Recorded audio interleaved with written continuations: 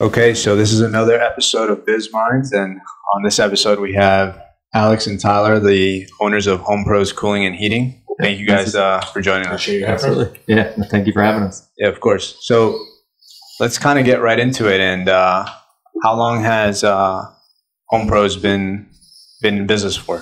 Yeah, so we started in the beginning of 2016. We registered in late 15 and then started in March of 2016. And you guys are based out of Fort Myers, correct? Yes, sir. Fort Myers. Right now, did you guys start together, or how was that path, from starting the company and then you both working and co-owning the company? Yeah, so I started out and founded it, and then several years in, figured out that I cannot do this by myself. Have known Alex for many years. Actually, started working with his cousin, and then his cousin made the recommendation to call Alex, and Alex has been everything as advertised. So he's been good. I was working as a general manager of an AC company, working long hours, a lot of hours. Mm-hmm. Then I had a young son, working 80 hours a week with a son, and all of a sudden, man, why should I do this for myself? Yeah. And I've known Tyler. Actually, I've known Tyler since we were kids. Oh, wow. Like 12 years old. He's been the same height since. Yeah, I noticed him since we were 12. And my cousin was working there, and he's like, hey, we had some conversations like, you want to do this? I was like, let's do it. Why not? Yeah. And here we are. Is it a kind of a full circle moment, like you guys working together and owning a business together? Did you think that at some point, you both being in the same industry, that you would cross paths in this way? No. I didn't even know Alex was in the industry for quite a while. And then the industry is small. There's a lot of companies, but everybody kind of knows everybody. And you hear how well someone's doing out and about and somewhere else, and then you see what you can do to have them come do it with you. So that's how we started. At the beginning, I kind of was the guy that would grab my stuff and just go to work, go home. Yeah, I kind of was not the guy that would sit there and try to make friends at work. I was about going to work and then separating the two. Right. So and I have a quick question for Tyler. Before Alex joined, how big was your team? When Alex came on, there was 3 of us. There was 3 of you. Yeah. And now there's 18? 18 people. 18 of you. Yeah. What made you decide as a business owner, right, already being years in business, to bring a partner on? I know you mentioned that you couldn't do it all on your own, but I think that's kind of a really good self-awareness, right? To say, hey, maybe I should bring. A lot of people have, big egos in business, or just don't trust, or maybe, it's hard to partner with people. But yeah. What made you say, I want to make this step? About the 47th day in a row of getting in at like 11, 12 o'clock after an 18-hour day. And that's the first thing where you're like, it's too much. You're going to wear yourself out. And I truly think that a lot of businesses probably fail, not so much because they have a bad company. I think it's owner burnout before they can figure out that it's okay to delegate, even though you know that whoever you delegate it to will never do it as well as you do. And that's okay. And once you figure that out, then it gets fun, because then you can start to grow as a company. But if you don't figure that out, you can never grow. Yeah, yeah. And Alex, you said that you used to be just, I go into work, I do what I have to do, and I leave. Yeah, that's changed now, right? Yeah.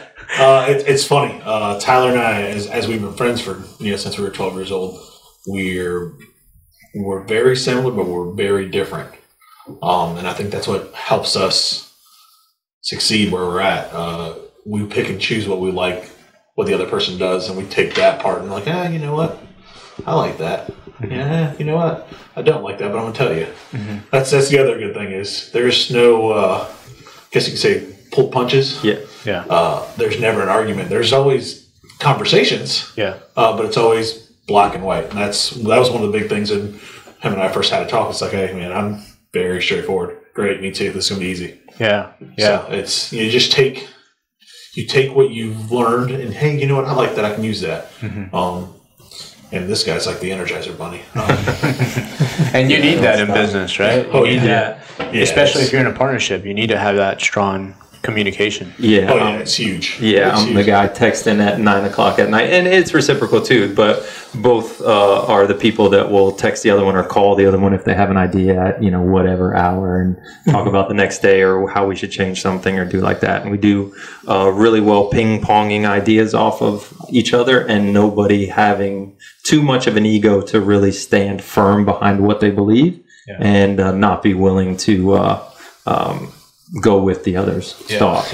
It's funny. It's for once in my life, I actually, when I'm having conversations, I slow down, I guess I can say, and I'm like, I'm gonna hear that side. Usually it was not my strong suit. Yeah. And doing something like that, it's like, Tyler's got a point. It's like, Tyler's got a point. Take those wins when I can get them. Right. Is there, would you say, is there great margins when it comes to the HVAC, right? No. Unfortunately. I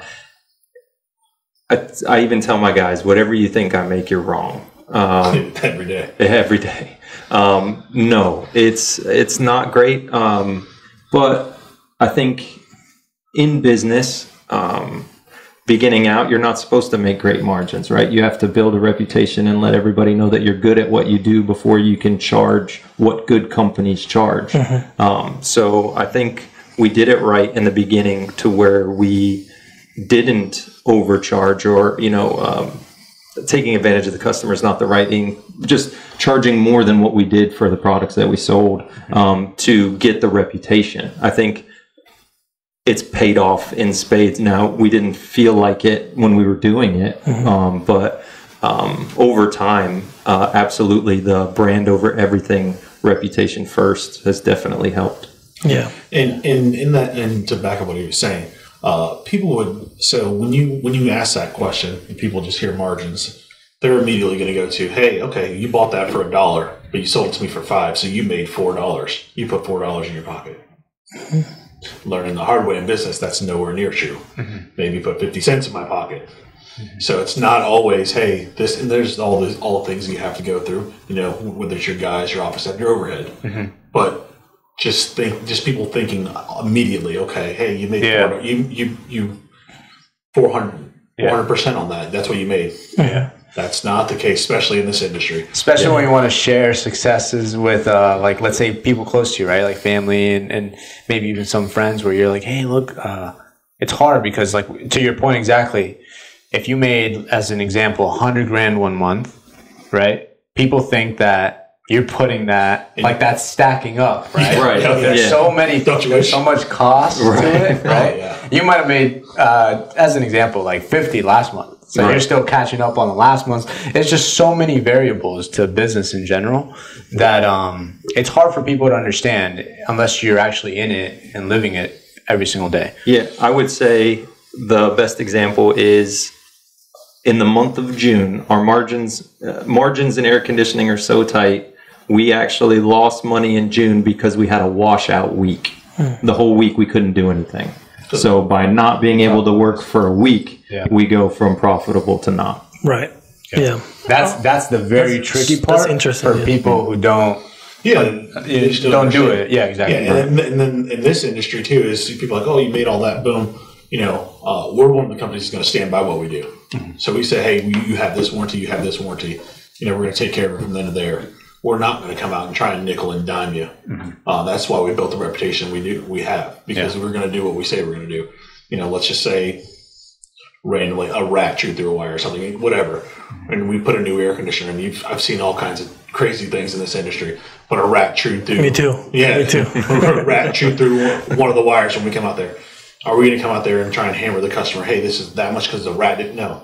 Do the right thing for the customer. And that.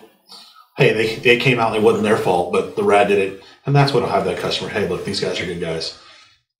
tell your neighbor, and then they tell their neighbor, and that's just how it works. Right. Yeah. It's interesting because I had a few experiences with HVAC companies, and we used to own we used to be in the food industry, so HVAC companies also fix, some of them fix So I used to have a person come all the time, but something didn't add up, right? Like the fridge was fixed, but then 2 days after it wasn't working anymore, and it was a Freon problem.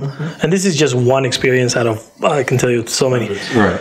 But then I was like, you know what? Because I had a list of people that I will call in case of emergency. So I had that same person come, supposed to, how do you call it? Fill up the Freon by pounds, right? Yeah. And then let's say he said, I'm going to put 3 pounds, whatever.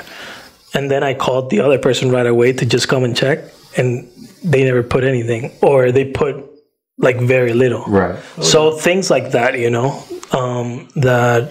was always interesting. I will always tell him, I don't know why, but I like that industry just because I could see, because it was like $500 here, not because of what the people were doing, but how they were charging, right? It was 500 here, 600 there, So I was like, I always wanted to know what the margins were for that industry, or that's besides people doing right or wrong. Right. So that's why I had that question for you. No, for sure. Yeah, there's a lot of different ways that you can go about that. And this industry does get it can, especially down here. I mean, I'm black and white with things. Yeah. Do you have people not doing the right thing? 100%.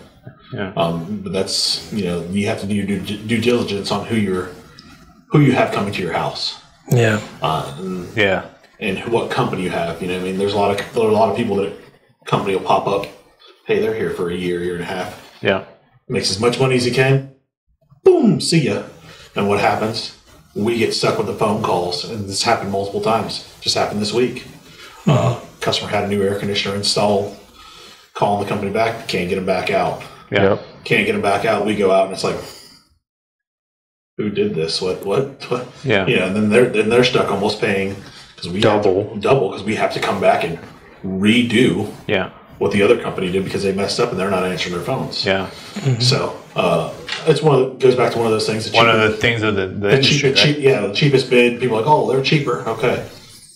You pay for you get what you pay for. Yeah. And service is part of that. Right. What's been a business learning curve for you guys? Maybe it's something different for each of you because you guys kind of you both own the business, but I would assume you guys wear different hats, right? You focus on one thing, you focus on another. Absolutely. What has been a learning curve going from, let's say, working for somebody else to owning your own business with 3 or 4 guys, and now you guys have a team of 18 people? What's been that learning curve? I'll take that one first. My biggest learning curve, we kind of hit on it a little bit earlier. It never shuts off. It never shuts off. It's funny, people are like, oh yeah, well, you work from here to here. It's what you see. Yeah. You don't see me talking to customers 24/7. When a customer calls me at 10 o'clock at night, I'm rolling over, picking up the phone. Just last Saturday night, I got a phone call at midnight from a customer.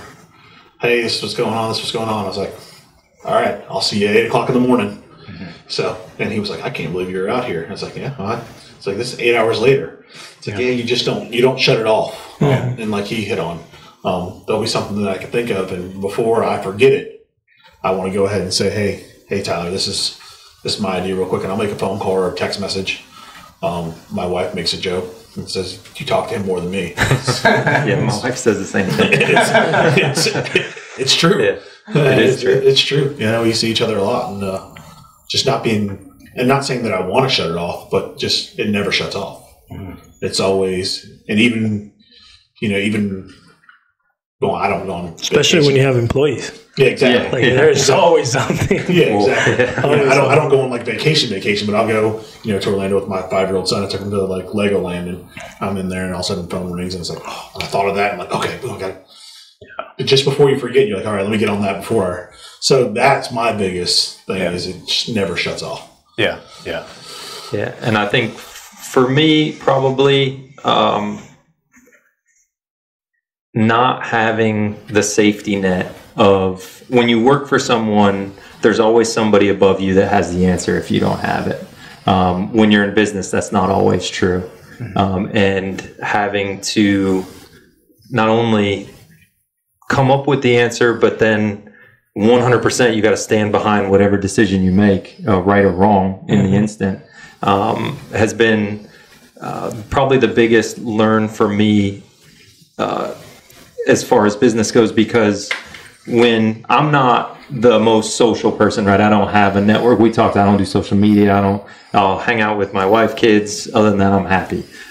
So I never had the huge network to, if I encountered a problem, to springboard ideas off of. So it was a slow learn as far as certain things that are more important than others. I actually joke with my wife about it all the time. You can tell when somebody was like me and they jump out on their own.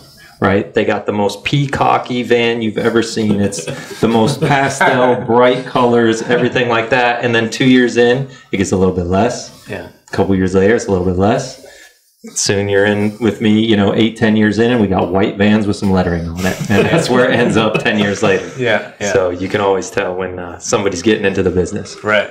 What's the goal for the business? Let's say, what's the goal, short-term goal and long-term goal?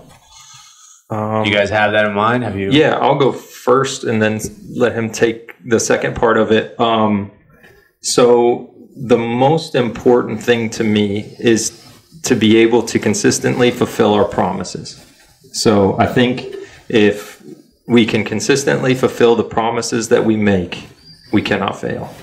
And if we focus on the fulfillment side over everything else, which includes training and all that kind of thing, it's very difficult to fail. So I think fulfillment over everything is important for short-term goals. And then as far as long-term, get to a certain margin percentage would be fantastic. So I don't have to work we don't have to work 24/7 every day.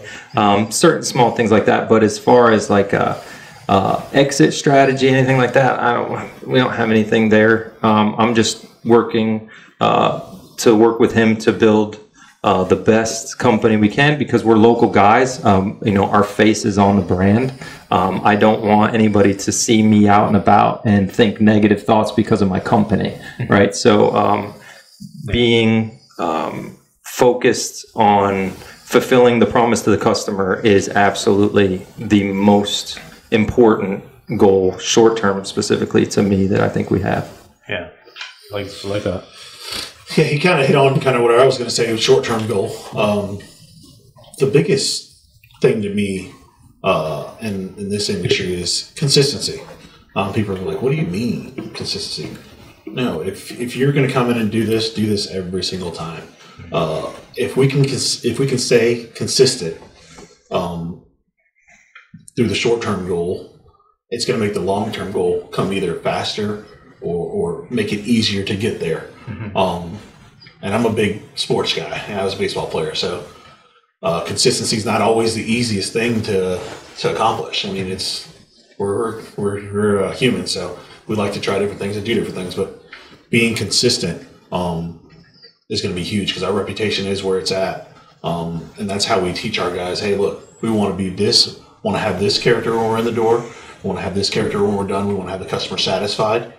And also, you want to be satisfied. So not only just the customers being satisfied, the employees as well. A lot of people say, "Oh, yeah, well, we do care about our guys." Yeah, absolutely.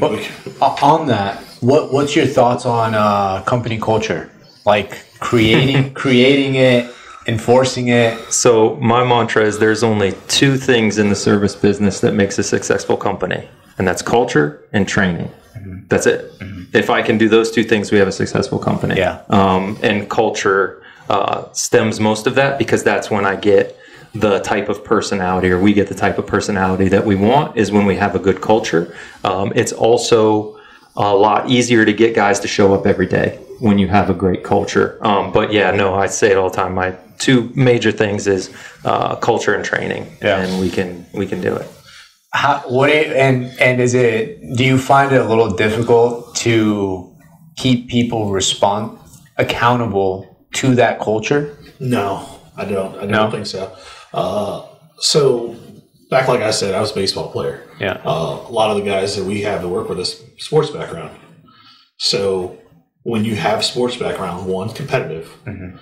Two, there's a lot of accountability, because if you're slacking on your job, that means you're making me work more. And that means it's a domino effect. A team. Yeah, so it's a domino effect. So it's a team aspect. If you're holding your weight, it means I get to hold mine right. And then also it's the same thing. If I'm slacking a little bit in this, pick me up. Mm-hmm. And when you say culture, we could have a TV show on our own at the office in the morning. So it's just hilarious. And the first thing come in, sports talk.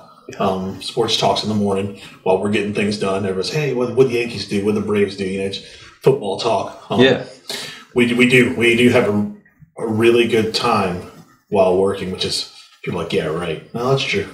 Yeah, I don't think there's anybody that shows up to work in the morning that doesn't want to be there, and that's important to me. Yeah. I think that plays all throughout every aspect of the company, right? To whoever's answering the phone, if they don't want to be there, it instantly rubs off to whoever's on the other side of the line. Tech shows up at a house, doesn't want to be there, instantly noticeable. All the way up to, like us, ownership, where if we don't look like we want to be there in the morning, nobody else is going to want to be there in the morning. Yeah. So I think that's where the culture comes in to make everybody excited about the next day. Right, because in our industry, you get into July, August, September, like we're wearing guys out. I mean, these guys are beat up. They've been doing it 130-degree attics 4 or 5 days a week, nonstop. Is tough, and we understand that. And I think what also helps us out is we've done it too. Like I've been in those attics, he's been in the attics. There's nothing that we would ask someone to do that we haven't done or aren't willing to do ourselves. Yeah. Yeah.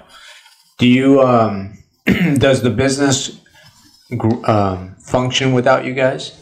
Yeah. We'll be gone. We have a week next week where we'll be in Texas for an event, and I've got no worries. Our people are solid. Yeah, they're all great. Fantastic. Yeah, we've got a great guy on the inside that's been doing this for 15, 16, some years like that. Yeah. Been doing it for a while. Yeah, and our dispatch manager's been at it forever, so. You got a good, solid team. We've got experience other than us. Yeah. How important is capital for your type of business? Are you talking like just cash flow? Yeah. Extremely. It's important because as we have to sell things for, thousands of dollars, it also costs us thousands of dollars to buy it. Right. So, I don't know if you want to talk specifics, but as a small company, extremely small, it does not, we can easily spend $100,000 in cash a month. Mm-hmm. So, it's vital, to our business, because, the cost of intake of product is so high, so we need cash flow. Do you think capital or cash flow is it stopping you to go to the next level?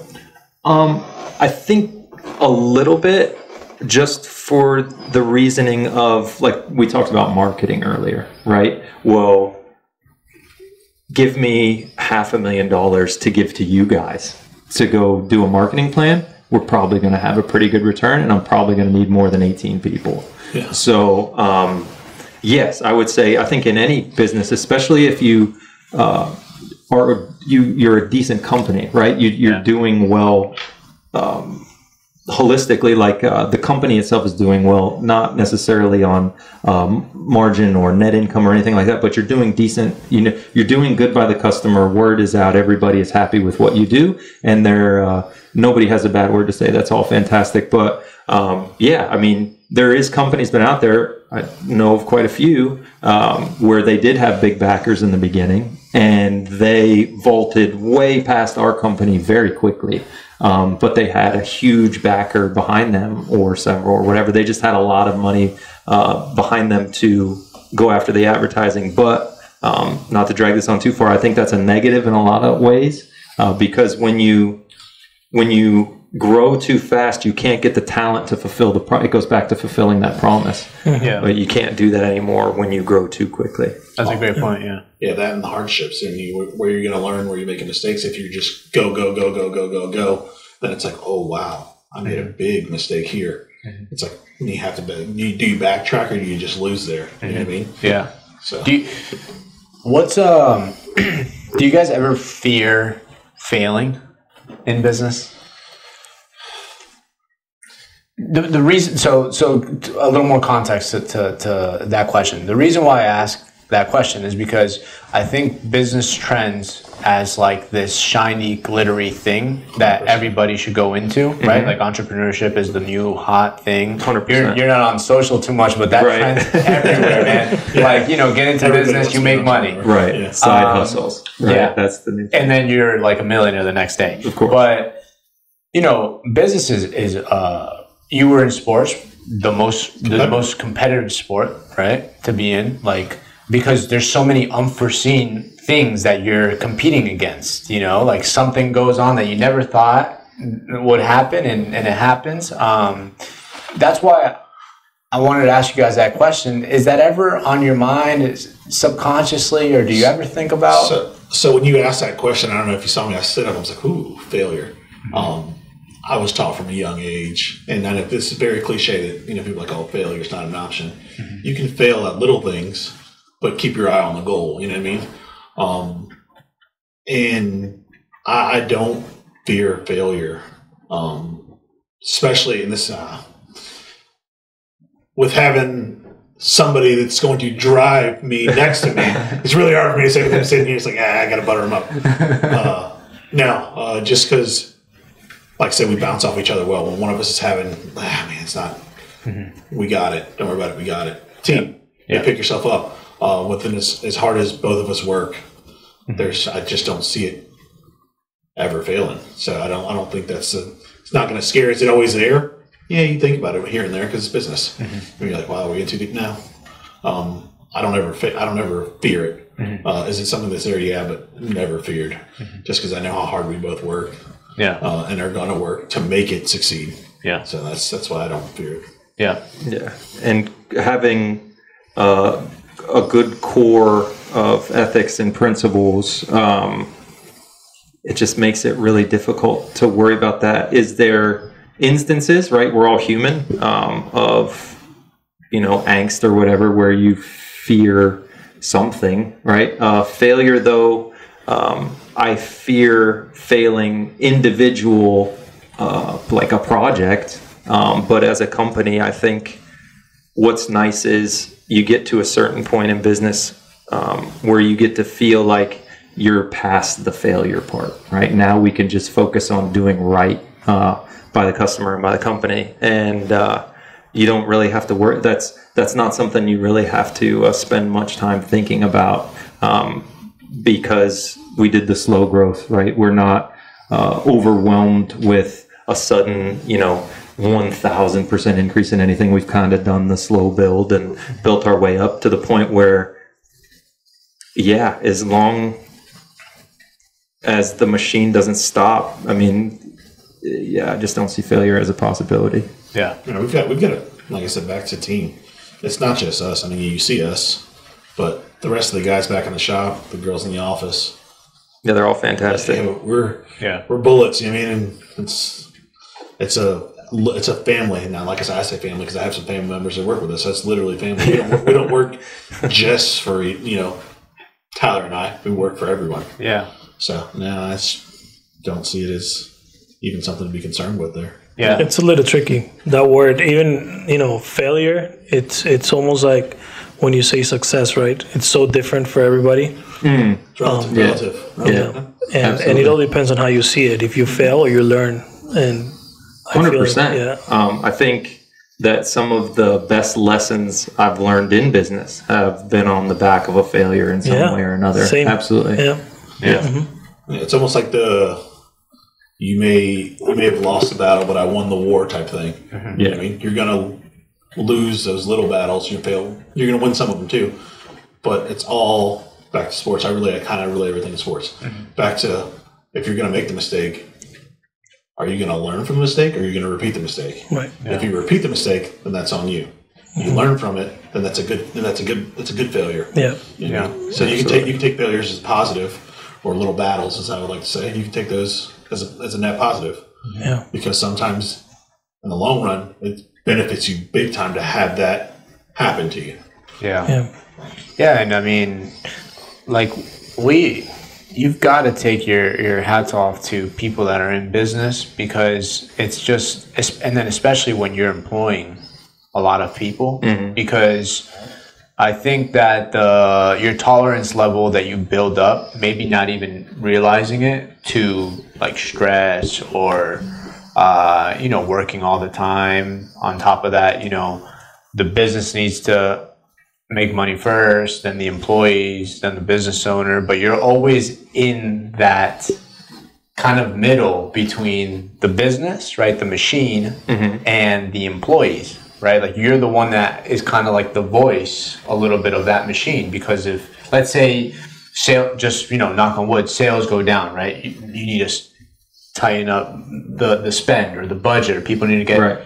Usually it's the business owner that is relaying that message, right?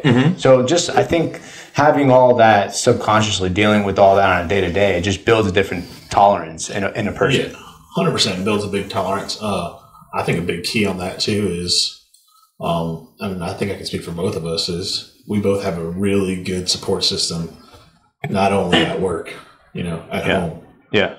Absolutely. And my wife is amazing. His wife is amazing. That's a big deal. If you didn't have it at home, when you have a bad day at work, just compounds, and then it makes your next day even worse. Yeah, I can't even say that I understand, because I don't, because I do have a great support system, like you said, at home. So I can try to imagine, but I can't completely understand going into business and not having someone behind you 100%. Yeah. So it's a big deal. Yeah. It's hard enough as it is when someone is behind you 100%. Exactly. Right. And we talked a little bit about the short-term goal that you guys have, and then you mentioned before when we were talking earlier, you guys are looking to double your team. Is that? We'd like to. Yeah, by the end of next year, we would like to double. Yeah. Yeah. Do you guys, when you have a goal like that in mind, do you start from the top down of how you're going to do that, or how do you guys envision that? Like, take me a little bit through that thought process. I start from it already occurring, right? So we have double the team, right? We have 35, 36 people now. Okay. What was the step before that got us there? And then I work backwards to get us to the point where we can figure out how to do it. And we come up with an action plan to how are we going to get to double, right? That's easy to say, but what milestones do we need to hit to even hire the next person, let alone, 17 more or whatever, which I think we do well at. It's not always perfect, obviously, but we do well there. And I think in doing those things, you can be a lot more confident in saying those type of things as, hey, we want to double our crew by the end of next year. Yeah. And I think that's something that we do that's overlooked in business is, people say you got to learn to crawl before you walk. Well, we're walking. You got to learn to take a lot of steps. You got to walk a mile before you're trying to run a mile. So I think that's where we're at, is, not rushing into anything. And like he says, it's a slow climb, just taking it here, not trying to do it. Everybody wants to go from here to here, but just making sure that we're doing it, checking all the boxes. Yeah. Try to check all the boxes. Do we have them all checked? No. Are we always going to have them all checked? No. but we'll learn slowly on how to get there. Instead of just, let me just hop and have 40 employees, then all of a sudden you get to 40 and you're like, whoa, what did I do? How did I get there? Right. You know what I mean? Yeah, and also controlling labor with reports is very important, I think, in your situation right now with that amount of people, where you get to a point where revenue and labor should do this instead of this, because you can't keep growing. 100%. Correct. You know what I mean? 100%. Absolutely. That's a big deal.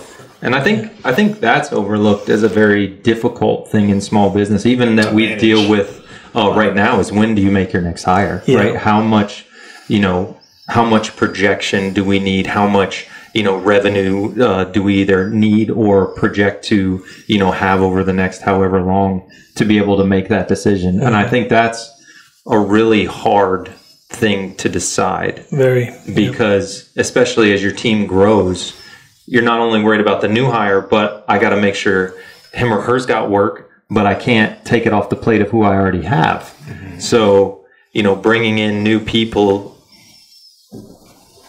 with the unknown of what's to come is probably one of the hardest things, I would say, in small business when you're trying to scale, is when do you bring people in? And especially here, when we're dealing our seasonally. Our season is opposite of what everybody else thinks season is. I wouldn't say completely opposite, but your November, December, January are usually, you're not slammed. You're probably not running your air conditioner. I know I'm not. It's 74 to 55 degrees outside. Why would you run your air conditioner? Right. It's beautiful out. Yeah. So, that's the biggest thing is, hey, you want to hire, and we don't want to be those guys that, you hire 10 people and then all of a sudden you come into the wintertime and you let them go. You see that a lot in this industry. Yeah. A lot. Yeah. How do you build a good culture when you're like, okay, I'm going to use you, then I'm going to throw you away, and then, oh, wait, summer, hey, let me call you back. But I'm going to ask you to come back next summer. Yeah. You can't build a good culture like that because then everybody's feared they're going to get cut. Yeah. Yeah. That's a difficult thing that a lot of it's very hard. And it's all, I think, the longer in business, the easier that gets because you have more data behind you to project where the next year is going to go. Mm-hmm. But man, if your sample size is small, 2-3 years, like what we're at, it's hard. Like risky. It's a conversation that comes up a lot. Yeah. It's like, when do we make our next move as far as bringing in more talent? What department do we hire first, right? Because if we bring in 18 installers but have nobody to go out and maintain or do any of that kind of stuff, it's very out of balance. Do you guys have a salesperson? I know that you're I know that you're on the sales side, but is that a hire that you guys are thinking about, like bringing on a salesperson to, just let's get as many sales as we can, and then once the jobs start increasing, there's a big thing, and when people say sales, they're like, oh yeah, here's a salesperson. In air conditioning, it's not as easy as just, I don't think so. Mm-hmm. You have companies that will go out there and just say, hey, let me hire a sales guy, and he's going to throw this machine at you, this machine at you, this machine at you.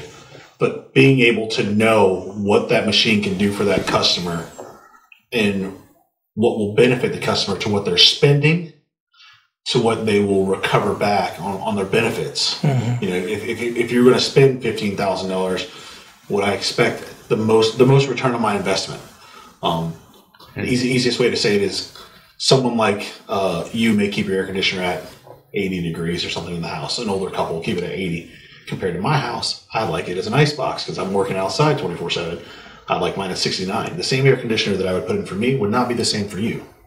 So just having a sales guy, to say, hey, let me throw this and let me just see how high I can build the ticket. Mm-hmm. That's not the right thing. I'm not doing the right thing for the customer. Mm-hmm. Mm-hmm. I will promote technicians to a sales position with like commission and all that stuff. Because they know. Yeah. So that's a negative and a positive at the same time. We need someone that knows what they're doing technically, but as he said earlier, we're very different. I will overload you with information sometimes, which is a downfall that I have, is I will go too technical and I will just barf out a bunch of stuff that makes sense to me, and I lost you 4 minutes ago. With that, yeah, it's tough. I don't necessarily think you can promote everything from within. I think as we have, our service manager was an installer for us. So he now is on the inside and runs our day-to-day there and promote from within and all that. But it's difficult. Sales is like its own thing. It's completely different than anything else. Everybody needs it, right? We got to have it, but it's a very different creature than the rest of the business. And in this industry, when you say sales, it's not how can I say it? A sales guy in the long run, can cost you more than what he can make you if he's not doing the right thing in this industry. Because if he doesn't know what he's doing, what size the unit, there's more than just say, hey, let me put this in there. Because sometimes you have an air conditioner and a space this big. Yeah. Then you have a closet. Yeah. It kind of goes back to like your culture, systems, and processes for whoever you onboard, right? Yeah, exactly. Whether that's like what you said, right, either from within, and that's what I meant, by the way. Or you bring somebody else on. At the end of the day, whatever that position is, has to, of course, have a system and a process, but then a culture behind it, right? Like, right, has to fit. Exactly. Like you're not going to sell. You're not just going to sell somebody on things that they may not need, because then they'll come back on the company and cost you money. Like you're saying. I love what you just said. Every hire we make, one of the first things Tyler will tell somebody is, if somebody gets sold something they do not need, that will be your last day. Yeah. And that is at every single hire that we make. Yeah. And we truly mean that. Absolutely. There's plenty of things that people do need and can have with doing the right thing. Yeah. So with that said, would you prefer hiring somebody for sales that doesn't have experience in AC, or would you prefer having someone that has experience with like a technician? No, the first one. The first one? Yeah, so experience in sales, not in the industry, right? It's very difficult to make someone who's not a salesman. It's not that difficult to make somebody an air conditioning tech that's not an air conditioning tech. In sales, you either have it or you don't. I love that we're having this conversation. You know why? Because these are the things that, as a business owner, like if you're looking from outside, you don't even think about, like that's right. Something that's like, it's very valid on both sides. Mm-hmm. Like, yes, does a technician understand a lot of it? Yeah, of course. But like you said, it's very hard to take somebody who has not done sales and doesn't have that experience of sales. Just communication skills alone. Exactly. Yeah. Exactly. You get a lot of guys in this industry. How you talk to someone is one of the most important things you can do. You get a lot of guys in this industry that they're like, okay, give me my machine, let me go fix it. I feel like it is easier to grab a salesperson with that experience and train them and put them under teach them culture, systems, and processes for you guys. Yeah. As opposed to take somebody that understands the culture, the system, the process, but doesn't have that hands-on experience with the sales side, the equipment. Like, 100%. Yeah. No, it's very interesting because it's always like in business a lot of the time, like the whole. I disagree a little bit with that. Really? Which part? Because like we've had people for sales that it was. I think that someone in sales, like you don't need to sell to sell. That's me. I agree. Yeah, and that's me. I think I have a conversation with you, and I'll tell you what I know, and then if you find value, eventually, right?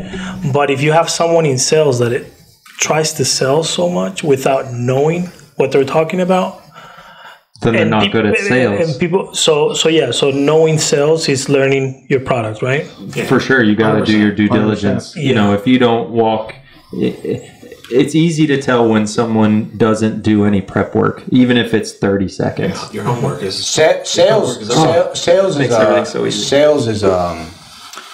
Sales is definitely, if not the hardest, one of the hardest roles in any, whether you own the business or are employed by the business. Yeah, I think that's why they make it the most as well. Exactly, because you have an impact on that top line, like impact on everything. Exactly, and at the end of the day, I think it comes down to that person, their values, and then does that line up, and can they fit within that company culture? Yeah. Because if like that approach of selling, I think both ways, both ways, I think could work. So it can definitely work in both ways, but you just have to have a good communicator. Yeah. The biggest. So here's the biggest thing that I've realized in sales in air conditioning. It is not so much what you want to say. You have to listen to what they are telling you. Yeah. They're going to tell you their problems, but they're not going to say, "Hey, this is a problem." They're going to be like, no, sometimes it's a little humid in here when I'm going, and then I go over here, and then it's like, it's your job to pick up, hey, okay, they have an issue on this side of the house. Mental note, I've got to go address that when I'm up there, right? When I'm in the attic. Oh, hey, you know what? I sneeze a lot in this part of the house. There's a lot of dust, or when I leave this door open and I close it, I can't keep back down, or my electric bill's a little high. You've got to hear and listen. Yeah. That's the biggest thing, is listening. Because I'm not addressing my issues, I'm addressing their issues. So if I'm addressing their issues and I don't listen to anything they said, then I'm like, oh yeah, well here's. But if I come to the customer and say, hey, look, this is what you were saying earlier. There's a hole in this stuck by this room. That's why you're having this problem.